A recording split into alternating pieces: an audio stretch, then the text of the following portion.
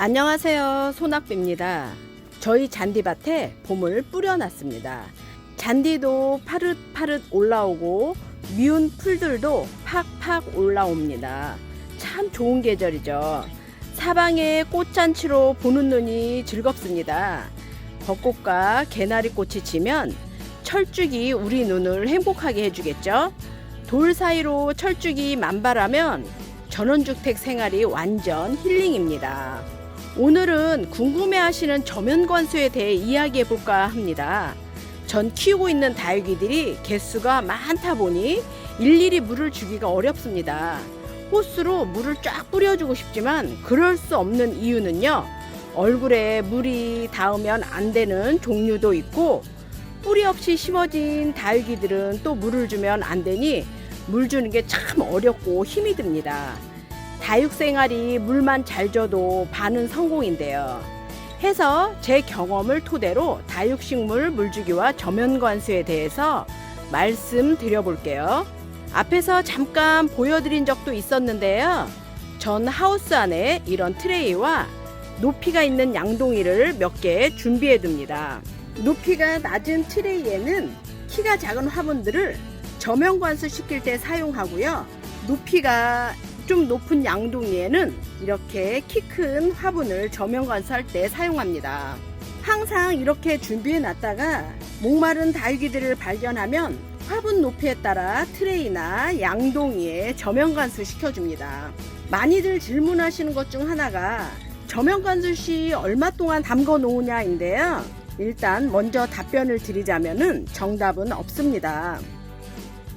키우는 환경과 분갈이 시 사용하는 배양토의 배합에 따라 물 주는 시기나 물 주는 양이 다르므로 딱 며칠에 한 번 얼마만큼 준다, 이런 답은 없는 듯 합니다. 그럼 물을 주는 시기나 저면관수 시간을 어떻게 정하느냐 하시면, 눈으로 입장을 보시고 쭈글거리거나 이렇게 탄력이 없거나 잔주름이 보이면 물을 주세요. 이렇게 잔주름이 보이죠? 요 대비처라도 보면은 이렇게 만져보면 힘이 하나도 없어요. 이럴 때 물을 주시면 됩니다. 입장에 탄력도 없고요. 요런 롱기시마 같은 아이들은 물이 고프면 입장을 이렇게 장미꽃처럼 바짝 오므립니다. 이렇게 만져보면 지금 탄력이 없어요. 물 고프다는 증거죠. 근데 확 퍼진 얼굴보다 이렇게 오므린 얼굴이 더 예쁩니다.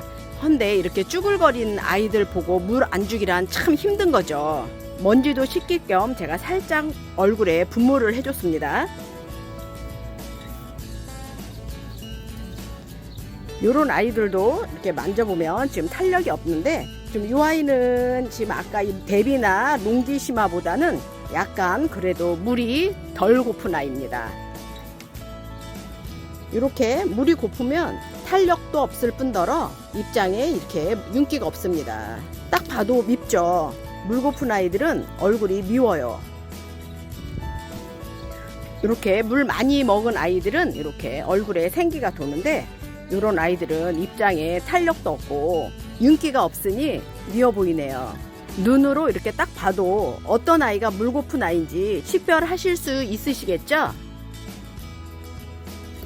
그래도 기준을 좀 드리자면, 입장이 얇은 아이들은 저면관수 시간이 상대적으로 짧고요. 입장이 두꺼운 아이들은 얇은 아이들보다 저면관수하는 시간이 길어야겠죠. 입장 두께의 차이가 있어서 물을 저장하는 공간의 크기가 다르므로 두꺼운 잎을 가진 다육이는 시간이 좀 더 필요합니다. 저면관수 할 때는 목초액이나 EM을 타서 사용하시면 좋습니다. 전 목초액을 항상 사용합니다.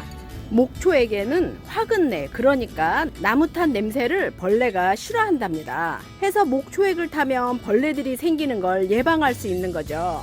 저면관수할 때 목초액 넣는 것은 치료가 아니고 예방 차원인 걸 잊으시면 안 됩니다.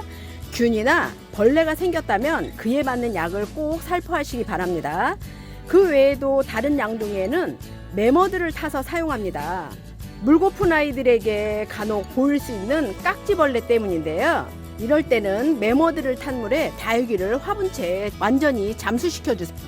갑자기 주사기를 찾으려니 없네요. 조금만 넣어 보겠습니다. 이렇게 매머드를 타서 깍지 있는 화분을 발견하셨다면 이렇게 잠수시켜 주세요. 이렇게요. 몇 시간 있다 꺼내 주시면 됩니다. 깍지는 정말 독해서 잡는다고 박멸되는 게 아니고 흙 속에도 있을 수 있으니 매머든 탄물에 몇 시간 완전 잠수시켜 주세요. 아니면 화분에서 식물을 뽑아 흙을 버리시고 식물만 매머드 탄물에 잠수시켜 주세요. 뿌리채 매머드에 담궈줘야 되는데 이렇게 둥둥 뜨거든요. 그럴 때는 핀셋이나 가위를 이용해서 이렇게 잠수시켜 주세요. 그래야지 깍지가 숨을 못 쉬고 죽습니다. 깍지가 숨 쉴 수 있는 공간이 있으면 그 위로 다 올라오거든요. 그러니 꼭 이렇게 잠수를 시켜 주셔야 됩니다. 가끔 사용했던 흙을 재사용하시는 경우도 있으시던데요. 재사용하시지 마시길 권해드려요. 사용했던 흙은 산성화되고 또 영양분도 다 빠지고 혹 충이나 균도 있을 수 있으니 가능한 재사용하지 마세요. 몇 시간 잠수시킨 다육이는 이렇게 꺼내서 수돗물에 얼굴을 씻어주시길 권해드립니다. 죽은 깍지와 깍지가 있었던 흔적을 씻어내는 거죠. 제가 예전에 찍었던 깍지 관련 동영상을 참고하시면 좋을 듯 합니다. 저명간수는 봄이나 가을에만 해당되는 물주기 방법입니다. 기온이 올라가는 여름이나 기온이 내려가는 겨울에는 저명간수 하시면 안 됩니다. 그 이유는요, 여름엔 습하고 기온이 올라가는데 저명간수 하면 이런 줄기에 물음병이 오거나 뿌리에 병이 오기 쉽거든요. 여름엔 가능한 물을 아껴야 합니다. 특히 여름 장마 때는 무조건 단수하세요. 또 겨울에는요, 잠자는 다육이들이 많은데 저명간수 하시면 아니 되고요. 다육이는 동형종, 하형종이 있습니다. 이건 다음에 이야기 해볼게요. 오늘은 다육이 물 주는 방법으로 저명간수에 대해 이야기해 보았는데요. 어떤가요? 도움이 되셨나요? 도움이 되셨으면 좋겠네요. 나름 제가 다육이를 키우면서 얻었던 노하우를 여러분들과 공유하게 되고 또 이런 것들을 도움이 된다고 댓글을 달아주시고 하는 게 저는 너무 좋습니다. 더 궁금한 점이 있으시면 댓글에 남겨주세요. 그럼 다육이들 잘 관찰하시고 물주기 잘 하셔서 사랑하는 다육이를 지켜주세요.